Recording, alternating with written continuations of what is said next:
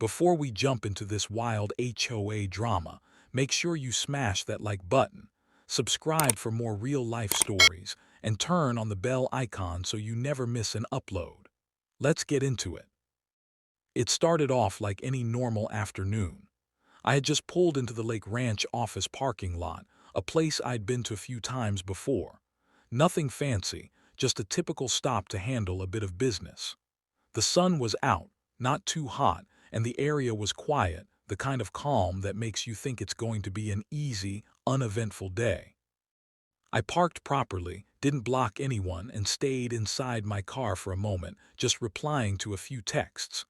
No music blasting, no loud phone calls, no reason at all for anyone to be bothered. Or so I thought. Suddenly, I noticed someone coming out of the building. A woman, probably in her late 50s, with that look on her face you recognize instantly. You know the look, tense jaw, phone already in hand, marching over like she's on some kind of personal mission. And yep, you guessed it. She made a beeline right for me. Before she even got to my car, she had already raised her voice. She didn't start with a hello or a polite question. Nope, she came in hot. "You can't park here," she shouted. "This is private property, this is HOA regulated, and you're trespassing." Now, I've dealt with people like her before. The type who take their tiny bit of authority and wear it like a crown. I calmly rolled down my window, trying not to escalate things. "I'm just here for a few minutes," I said, keeping my tone respectful, not bothering anyone. But she wasn't having any of it.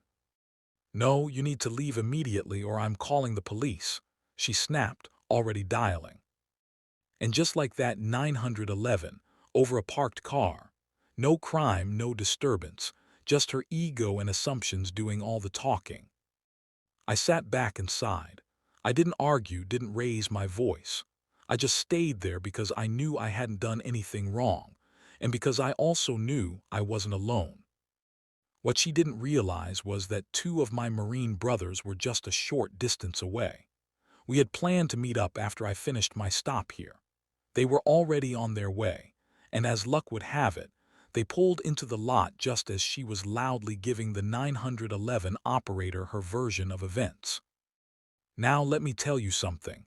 When a couple of disciplined, uniformed veterans step out of a vehicle with calm, quiet confidence, it changes the whole atmosphere. They didn't storm over or say anything aggressive. They simply walked up and stood beside my car, one of them giving me a nod, the other just folding his arms and looking at the woman silently.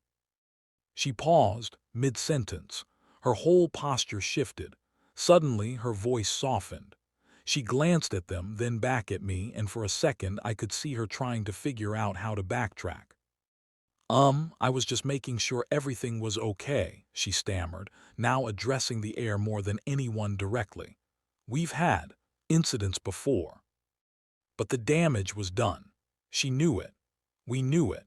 And no amount of backpedaling could cover the fact that she had jumped to conclusions, weaponized emergency services, and tried to intimidate someone who had done absolutely nothing wrong. One of my brothers finally spoke, calm and low. "He's fine, we're all just passing through. No trouble here." She didn't respond. She just nodded, mumbled something, and walked away quickly, disappearing back into the office without making eye contact. The moment she left, we all shared a quiet laugh, not because it was funny, but because this kind of thing happens more often than it should. The sad part is, if I had been alone, or if I hadn't had that backup, the situation could have gone differently. We stood there for a moment, just letting the tension settle. My buddies didn't need to say much. Their presence alone said everything. Brotherhood, respect, unity, that's what we stand for. And it doesn't require raised voices or threats, just calm strength and loyalty. I ended up finishing my errand and we left peacefully.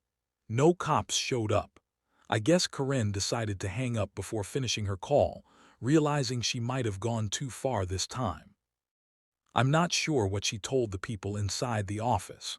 Probably made herself the hero of her own little drama.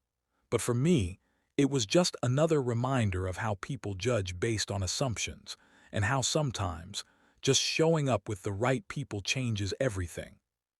At the end of the day, we didn't escalate. We didn't argue. We let her realize in silence that she was wrong, and that's more powerful than anything we could have said.